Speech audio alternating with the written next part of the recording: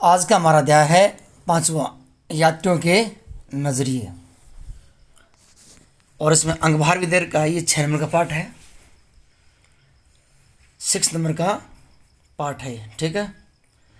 तो आज के हमारे प्रश्न हैं वो वेरी इंपॉर्टेंट क्वेश्चन है, तो आप मेरे वीडियो में लगातार बने रहना। लगातार बने रहने का मतलब होता है कि आप मेरे वीडियो को पूरा देखें। अगर आप अधूरा देखें तो अधूरा ज्ञान कोई काम का नहीं होता है, क्योंकि अध जल गगरी छलकत जाए, ठीक है ना। अधूरा ज्ञान हमेशा ही परेशान करता है। तो आप इन प्रश्नों को जरूर पढ़ें, क्योंकि आपकी जो बोर्ड की एग्ज़ाम है उसके ज़्यादा दिन नहीं बचे हैं। तो और ये प्रश्न अगर आप पढ़ोगे इसमें ज़्यादा समय भी नहीं लगेगा, यानी एक वीडियो मुश्किल से 25 या 30 मिनट का, यानी आधा घंटे से कम का मान लीजिए, इससे ज़्यादा नहीं होगा। तो आप आधा घंटा एक बार फ़ोन को ज़रूर देख लीजिए, ठीक है ना। और वीडियो को लाइक ज़रूर कीजिए और शेयर भी कीजिए, ओके। तो अपना पार्ट है यात्रियों के नज़रिए। यात्रियों के नज़रिए ये अपना लेसन है, अध्याय नंबर 5 है, यानी चैप्टर नंबर 5, ठीक है। तो इसका जो पहला प्रश्न वो क्या है कि इतालवी यात्री मनुची का मुख्य व्यवसाय था, तो इसमें है चिकित्सा, ठीक है। उसके बाद में है अगला क्वेश्चन कि अल बिरूनी 1017 ईस्वी में किस शासक के साथ गजनी आया था। अपना प्रश्न ये है, ठीक है ना। तो उसमें मोहम्मद गोरी तेर का है, मोहम्मद तुगलक भी है, उसके बाद में सम्राट लुई तेर का है, महमूद गजनवी,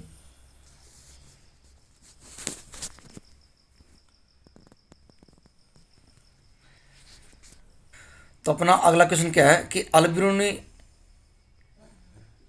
1017 ईस्वी में किस शासक के साथ भारत आया था।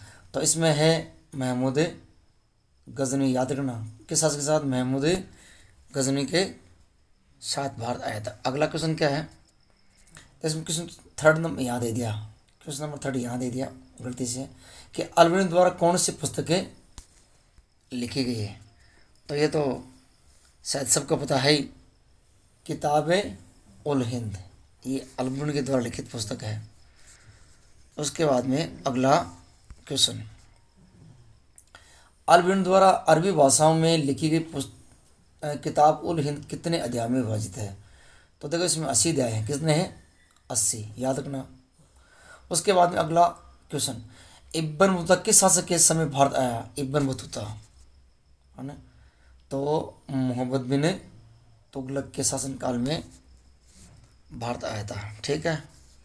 अब क्वेश्चन नंबर 6 है अपना, क्या 6 है कि सती प्रथा के विस्तृत वर्णन के लिए किस विदेशी यात्री ने चुना। तो इसमें है फ्रांसवा बर्नियर, ओके। उसके बाद में अगला प्रश्न कि इब्न बतूता वापस अपने घर तंजीर कब पहुंचा। 1354 में इब्न बतूता का जन्म कहाँ हुआ था, देखो मोरक्को, तंजीर में, ओके। उसके बाद में अगला क्वेश्चन क्या है कि चीन के विषय में किस विदेशी यात्री के वृत्तांत की तुलना मार्को पोलो की वृत्तांत से की जाती है। तो इसमें है इब्न बतूता से, याद रखना, ठीक है। मैं ज़्यादा समय नहीं लगाऊंगा, क्योंकि समय बहुत कम लगेगा, क्योंकि ज़्यादा समय लेंगे तो वीडियो ज़्यादा बड़ा हो जाएगा, देखने वाला भी बोरिंग हो जाएगा, ठीक है। अगला है कौन सा विदेशी यात्री भारत में जो कुछ देखा था उसकी तरह यूरोप से करता है। इसमें है फ्रांसवा बर्नियर। मैं आपको बता दूं, ये जो क्वेश्चन बता रहा हूँ ना, इसमें से बोर्ड परीक्षा में 100% आएंगे। और आप मुझे फ़ोन करके ज़रूर पूछना कि सर आपने जो बताए थे उसमें से प्रश्न आए नहीं आए या नहीं आए। मैं 100% इसमें से प्रश्न आएंगे पक्के, ठीक है ना। अगला क्वेश्चन है कि कौन सा विदेशी यात्री भारतीय डाक प्रणाली की कार्य कुशलता को देखकर चकित हुआ। तो इसमें इब्न बतूता ही है। कौन है, इब्न बतूता, याद रखना कौन है, इब्न बतूता। उसके बाद में अगला क्वेश्चन, अल बिरूनी की प्रसिद्ध पुस्तक किताब उल हिंद किस भाषा में लिखी गई है, अथवा अल बिरूनी ने अपने लेखन में किस भाषा का प्रयोग किया है, ठीक है। तो इसमें हमें पता ही है कौन सी भाषा है, अरबी भाषा। कौन सी भाषा है, अरबी भाषा। अरबी कौन सी भाषा है, अरबी भाषा का उल्लेख किया। ओके, उसके बाद में अगला क्वेश्चन 14 नंबर का क्या है कि दासों के बारे में विस्तृत वर्णन किस विदेशी यात्री ने किया। तो इसमें इब्न बतूता ही है। कौन है, इब्न बतूता। ओके, उसके बाद में अगला क्वेश्चन क्या है कि कौन सा विदेशी यात्री विशेष रूप से भारत की व्यापारिक स्थितियों से प्रभावित था और उसने भारत की तुलना ईरान और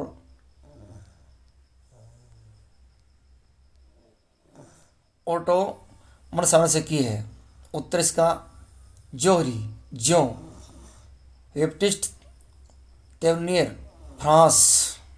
फ्रांसीसी यात्री।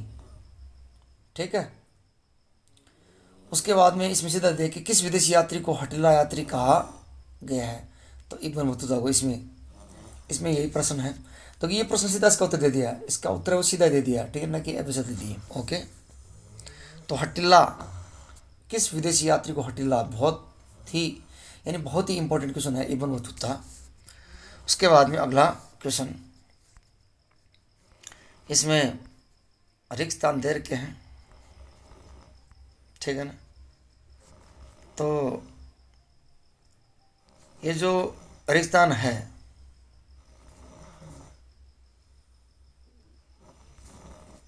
ये तो आपको खुद को हल करने पड़ेंगे। उत्तर तो इनको सबके दे रखे हैं, वैसे कोई दिक्कत नहीं है, मैं बता दूंगा आपको। जैसे क्या है, ये रिक्तस्थान तो वेरी इंपॉर्टेंट क्वेश्चन है। ऐसे मानो आप कि फ्रांसवा बर्नियर ने अपनी प्रमुख कृति को समर्पित किया। तो इसमें फ्रांस के शासक सम्राट लुई 14वें को याद रखना। अल बिरूनी का जन्म 1973 ईस्वी में उज्बेकिस्तान में स्थित हुआ था। कहाँ हुआ था, ख्वारिज़म में। उसके बाद में अल बिरूनी ने अपने लेखन में किस भाषा का प्रयोग किया था, हमें पता ही है, अरबी भाषा का। सबके उत्तर दे रखे हैं इसके, किस भाषा का, अरबी भाषा का। उसके बाद में अगला क्वेश्चन कि इब्न बतूता का यात्रा वृत्तांत यानी नाम से जाना जाता है भाषा, इसका यात्रा वृत्तांत रियला है और उसकी जो भाषा है वो क्या है, अरबी है। कौन सी भाषा है, अरबी भाषा। उसके बाद में अगला क्वेश्चन कि के रास्ते से होकर इब्न बतूता 1333 में स्थल मार्ग से पहुंचा। तो उत्तर इसका मध्य एशिया से, याद रखना भाई, किससे है, मध्य एशिया से। तो ऐसे मध्य एशिया के रास्ते से कौन आया था, मध्य एशिया के रास्ते से इब्न बतूता। और कहाँ आया था, सिंध, वेरी इंपॉर्टेंट। उसके बाद अगला कि मोहम्मद बिन तुगलक द्वारा को दिल्ली का काजी नियुक्त किया था इब्न बतूता को। क्यों किया था, इसकी विद्वता से प्रसन्न होकर के। ओके, अगला क्वेश्चन है कि इब्न बतूता के श्रुतिलेख को लिखने के लिए को नियुक्त किया गया था। तो इसमें इब्न जुजाई। ठीक, अगला है इब्न बतूता दिल्ली के अलावा भी काजी के पद पर रहा। मालदीव, दिल्ली का तो था ही था, लेकिन मालदीव का वो काजी रहा था। उसके बाद में अगला क्वेश्चन कि सबसे प्रसिद्ध यूरोपीय लेखक के नाम का जिसने के व्यापार और समाज का एक विस्तृत विवरण लिखा। इसका उत्तर होगा दुआर्ते बरबोसा, और यहाँ पर आ जाएगा दक्षिण भारत। अगला क्वेश्चन है कि 1342 में विदेशी यात्री को मंगोल शासकों के पास सुल्तान के दूत के रूप में चीन जाने का आदेश दिया। तो इसमें है उत्तर है मोहम्मद बिन तुगलक। ठीक है, इसमें यहाँ तो मोहम्मद तुगलक आएगा इसमें, और इसमें आएगा इब्न बतूता।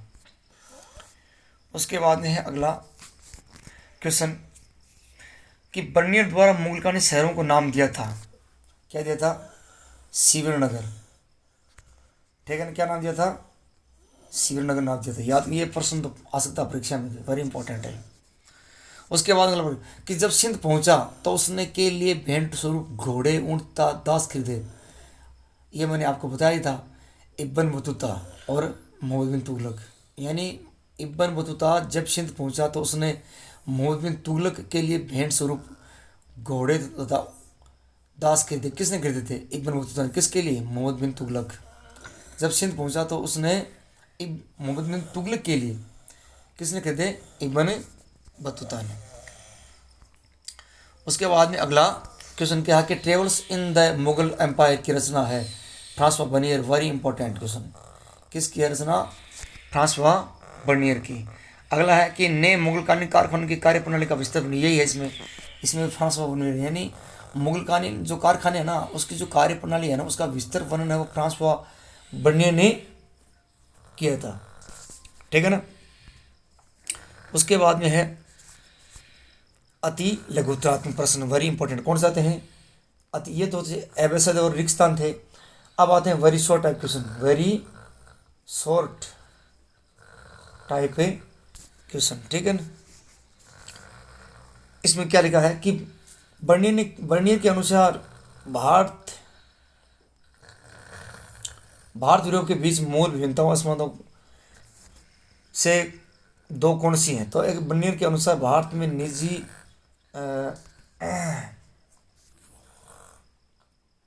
भूस्वामित्व का अभाव था जबकि यूरोप में यह मुख्य रूप से विद्यमान था। उसके बाद में बर्नियर के अनुसार भारत में केवल दो ही वर्ग थे, एक तो अमीर वर्ग और एक मध्यम वर्ग। ठीक है। अमीर व गरीब और मध्यम वर्ग। ठीक है ना। अमीर व गरीब तो एक में आ गया और मध्यम आ गया। उसके बाद में अगला क्वेश्चन क्या है कि यदि आप इनमुद्ता के स्थान पर होते तो आप अपने विवरण में किन दो भारतीय वनस्पतिक उपजों का वर्णन करना पसंद करते हैं? या इनमुद्ता कौन सी दो वनस्पतिक उपजों का वर्णन करता है? एक तो नारियल और पान का। ठीक है ना। नारियल और पान का। आगे है कि ताराबाद क्या है? इनमुद्ता के अनुसार दौलताबाद पुरुष और महिला है ना गायकों के लिए एक बाजार जिसे ताराबाद कहते हैं, याद रखना। उसके बाद में वीडियो को आप रोक के फिर पढ़ लेना। उसके बाद में है अगला क्वेश्चन। के अनुसार भारत के कितने प्रकार की डाक व्यवस्था का उनके नाम लिखिए। दो प्रकार की, एक तो है अश्व डाक व्यवस्था जिसको उल्लू कहते थे और एक है पैदल डाक व्यवस्था जिसको बोलते थे दाव। ठीक है। उसके बाद में अगला क्वेश्चन कि अब इब्न बतूता के अनुसार दिल्ली शहर के कितने द्वार दरवाजे थे? इनमें सबसे विशाल दरवाज़ा कौन सा है? तो 28 द्वार थे और सबसे विशाल दरवाज़ा है बदायूं दरवाज़ा। याद रखना भाई, वेरी इंपॉर्टेंट। उसके बाद में फ्रांसवा बर्नियर कौन था? फ्रांस का रहने वाला फ्रांसवा बर्नियर चिकित्सक। याद रखना कौन था? ये डॉक्टर था, राजनीतिक दार्शनिक था, इतिहासकार था जो मुगल काल में भारत आए थे। वो डॉक्टर भी था और राजनीति भी था और एक फिलोसफर भी था। ठीक है ना। और एक इतिहासकार भी था। कितने गुण थे इसमें देखो है। उसके बाद में अगला किसी फ्रांसवा बर्नियर किस अवधि तक यानी कितने समय तक भारत में रहा? उस अवधि में भारत में किस राज्य में शासक का शासन था? तो 1656 से 1668। याद रखना 12 वर्ष तक मुगल वंश का शासन था। मुगल शासक शाहजहां के समय भारत आया था। याद रखना भाई, किस काल में आया था? शाहजहां के टाइम में। तो 1656 से 1658 तक यानी 2 साल रहा था। यानी एक मिनट इसमें गलत कर दिया, 1656 से 1668 है। तो कितने साल रहा था? 12 साल, 12 वर्ष रहा था। और ये मुगल वंश के शासनकाल में आया था। और उस टाइम जो मुगल जो साम्राज्य उसका शासक कौन था? शाहजहां, जिसने आगरा में ताजमहल का निर्माण करा था अपनी मुमताज़ महल की यादाश्त में, अपनी जो औरत बीवी थी उसकी याद में। अगला क्वेश्चन है कि किस विदेशी यात्री ने लिखा कि हालांकि कुछ महिलाएं प्रसन्नता से मृत्यु को गले लगा लेती थी, अन्य को मरने के लिए वादे किया जाता था। उत्तर सब ये लिखा है फ्रांसवा बर्नियर ने। ठीक है ना। अगला प्रश्न है उस इतालवी चिकित्सक का नाम बताइए जो भारत आने के बाद कभी यूरोप वापस नहीं गया, यानी भारत में ही वो तो सेट हो गया, जिसका नाम था मुनकी। मनुकी है ये, मनुकी नहीं, मनुकी।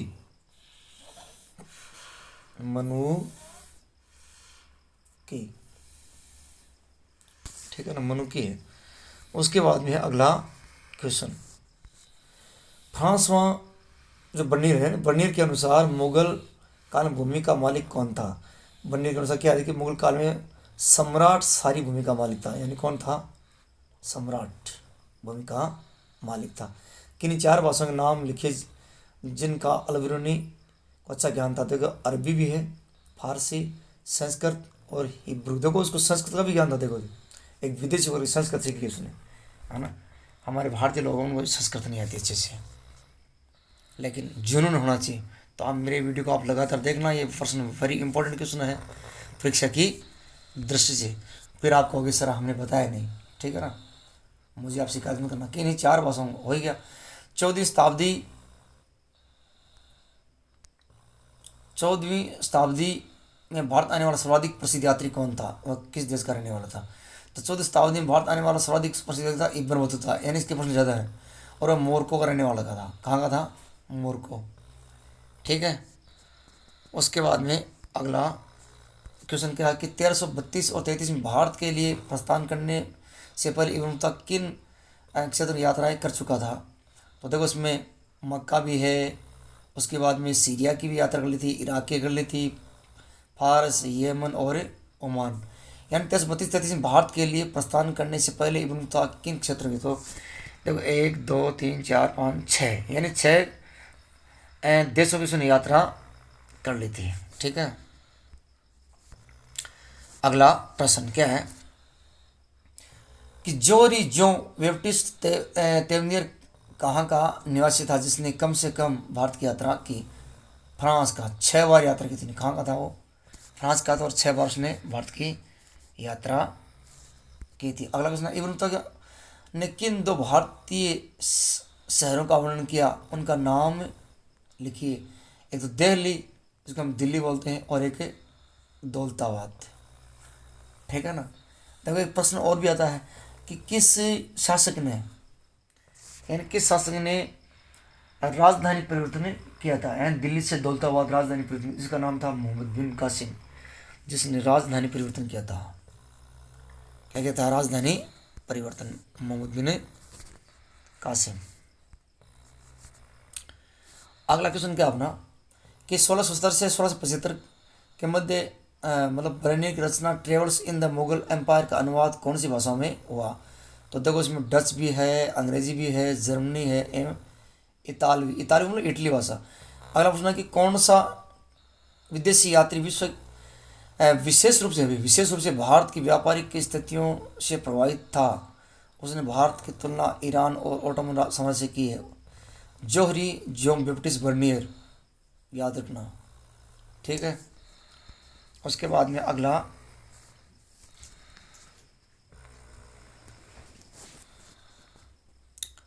एक मिनट, मैंने क्या बता दिया है कि ओटोमन साम्राज्य की, इसका उत्तर इसमें दे ही दिया ना कि जो बैप्टिस्ट बर्नियर फ्रांसीसी यात्री, और ठीक है ना,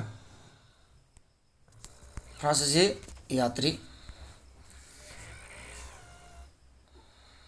अगला प्रश्न है इसमें देखो एक क्रम संख्या इसका नहीं लिखाई है, ये प्रश्न नंबर नहीं है, ये प्रश्न नंबर 18 है।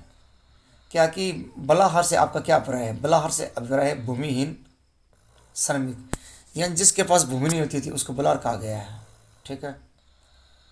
अगला क्वेश्चन है कि फ्रांसवा बर्नियर द्वारा travels in the Mughal empire को लिखने का उद्देश्य था। तो इसका उद्देश्य था कि उसने भारत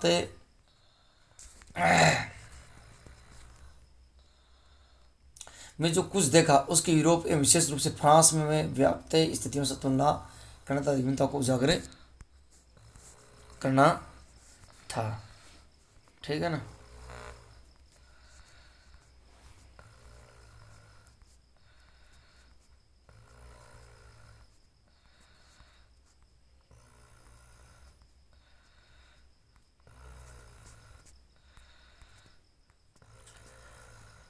अगला अपना जो शुरू होता है वो है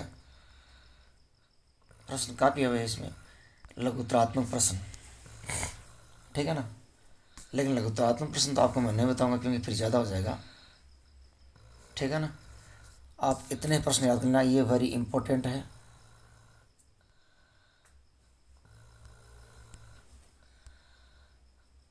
वेरी इंपॉर्टेंट क्वेश्चन, ठीक है ना। तो एक बार इन प्रश्नों को आप जरूर पढ़ें।